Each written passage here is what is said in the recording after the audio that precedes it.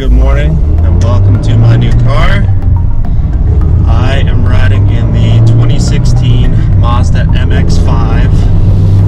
I've had this car for about a year now and come up with a few different thoughts on it. But I should go back before I even got this car. So about a year back, I was looking for a new car and I've always wanted a S13 240SX. A particular one that was already turbo, preferably with the SR20 already in it. So I came across one. It was about $5,500, so I ran out there. It's about an hour away from me. So we come to this guy's house and he's got it all running. Everything's piped up. This thing was rad. It had a full cage, SR20 already plumbed up, full exhaust, basically ready to go drifting. So I'm like, all right, let's do it. I paid for it right there. We drove it home, and I'm like, this thing is awesome. And after about a week, I had about 1 week of enjoying the car.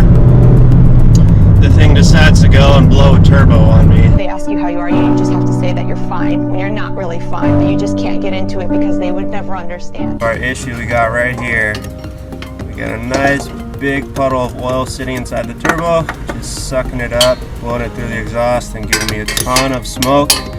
I was driving and it was just absolutely dumping smoke.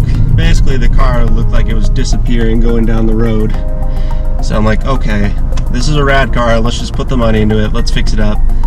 And so we upgrade the turbo a little bit. I decided to go up to a T28. So I get it in, we get all the wires plumbed up, we get the fuel lines ran, and the new oil lines pull up to the turbo. And I get it back from the shop. I have it for a single day. So I go out, and we're like, great, this thing is boosting hard.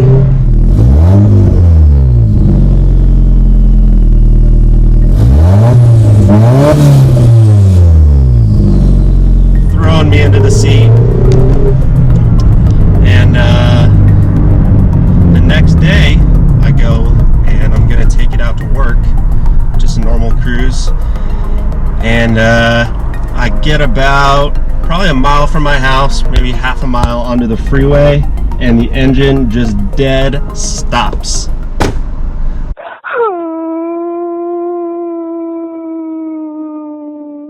I'm just driving and then all of a sudden RPMs drop down to 0. I got no power, got nothing. And I look, pull off to the side of the road, and there's oil completely covering the engine bay. And later I found I had driven back that night when it was running really well, and there's an oil line running from about a quarter mile away from my house all the way up to the front of the house, where there's a massive oil puddle right underneath the car. So I get one new day with this turbo, and then that's it. The motor is seized. They trashed the motor. We're not exactly sure what happened, but basically it drained out all the oil in the system, and the motor was trashed, and I needed a daily driver. So that car got sold off to a local shop, and they're turning it into their shop car. It's going to be their daily ripper. But I needed something that was going to start up every time. You know, that had a lot of old cars before this, so I was sick of it not starting in the morning. I needed to go to work. So it had to be reliable. I wanted something newer, probably from Japan, rear-wheel drive, manual transmission, and affordable. So it really left me with only a couple options. I was looking at either a newer Z, I was looking at the 86, the Toyota FRS, sorry, the Toyota 86 with the FRS, or this one that I ended up choosing, the 16 MX-5 Miata. I liked it because it had low weight, manual transmission, rear-wheel drive, pretty cheap, you know. As far as disposables, you can get tires for these things super cheap, and it pretty much just sips on gas. And this car basically is what the British wanted with their cars. They wanted to be lightweight, low horsepower, but they still had pretty decent acceleration, but really all about the handling, like you've heard everybody else say about the MX-5. And this thing really delivers. I mean, you can just huck these things into a corner and they just do not. So you can really just huck these things into a corner and they just don't care. They will just keep on gripping. They have such a low curb weight and they are so low to the ground, such a low center of gravity that basically anybody can get into these and drive them quickly on a canyon road and on the track. So I've had this car now about a year. And, you know, it's mostly good. Like I said, it sips on gas. It's pretty quiet, even though it does have the soft top. You know, it's not as quiet as, say, something like a new Toyota or anything that's going to be hard top, a little bit more high-end. You do have a little bit more road noise than I would like, but still it's not bad at all, especially coming from being an S13 or a 240Z. Those things are so loud. Exhaust noise, intake noise, road noise, they are just so loud and everywhere. So coming to this is nice. The layout of them is super simple. Basically everything that you need, nothing you don't. You have your temp, your tach, your speedometer gauge. But the nice thing about it is that you can take them out on the canyon road in stock form and they handle pretty darn well. Yeah, I've been out on canyon roads and things will come up. And this is no problem keeping up with even some higher horsepower cars, especially on more tighter roads. So it's not to say that the car is perfect, especially if you are a tall person. I am 6'2", and I'd say I probably wouldn't recommend this car for anybody that's over 6 foot. It's not that you can't fit in, it's just my knees are bent a little bit more than I'd like, so it's just a little bit too small. And I do have the seat back all the way. I don't know if you can tell, but there is zero gap between the firewall and where the seat is, so nowhere for me to go. And also, if you're trying to carry anything with you beyond just a weekend bag, it's probably not going to happen. The trunk is about maybe 1.5 feet deep and 3 or 4 feet wide, so you're not going to get a whole lot in there. Another thing has to be said, it's not the fastest car in the world. So this car is probably one of the lightest you can buy, especially for newer cars. This one comes in around 2,400 pounds, so there's really not much else that's going to be as light as this one. It's the same dimensions as the original Miata, the NA, and it's definitely smaller than the NC, and it's lighter than the NB. So it's definitely a very small, very light car. But that being said, this is the earlier model, so we are pushing at peak horsepower 150 bucks. It's not exactly a rocket ship, but on a tight canyon road it's enough. I'd say the only thing that this car would need to be a perfect cruiser is a turbo kit, some bigger brakes, and 2 inches of legroom. If it had those things, this would, in my books, would be just about perfect.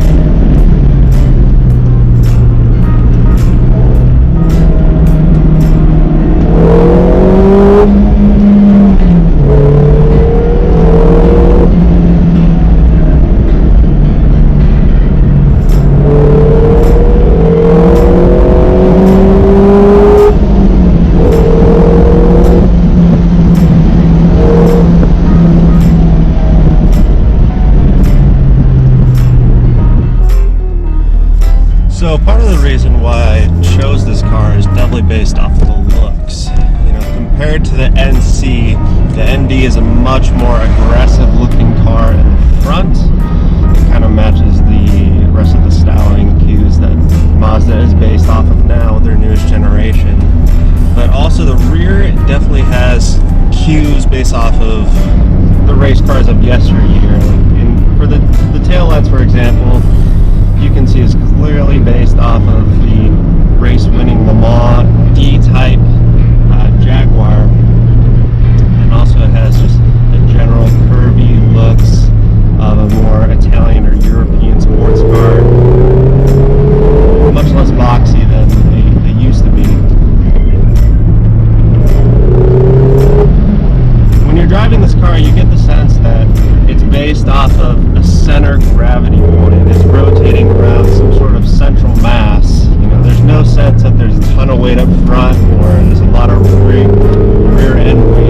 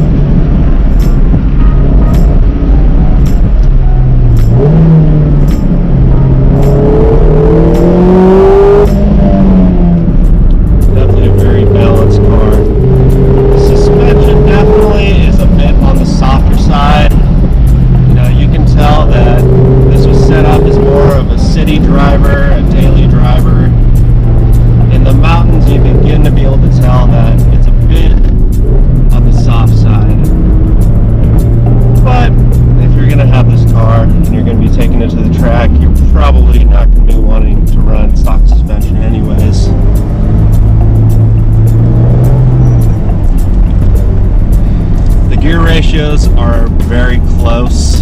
You know, with each shift you're only losing a couple hundred of RPM, which is, you know, no problem since this shifter is such a joy to use. All the gears are very close together. You know, I definitely wouldn't want a short throw shifter in it. You know, the entire throw is tops 4 inches from in gear in third to in gear in fourth.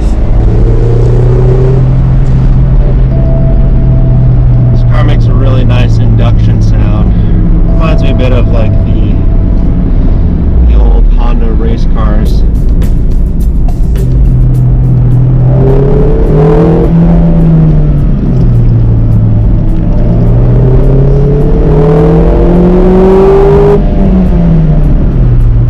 And those videos of the old Wang-In videos of the Hondas running just maxed out RPM. It reminds me of a bit of that induction sound that those cars make, although much less intense. Red line on this car is right at about $7 grand, and there's not really much reason to hit it ever. I feel like power kind of damps off towards the top end, so staying right in the mid-range usually seems to be like the best bet for getting good power coming out of corners.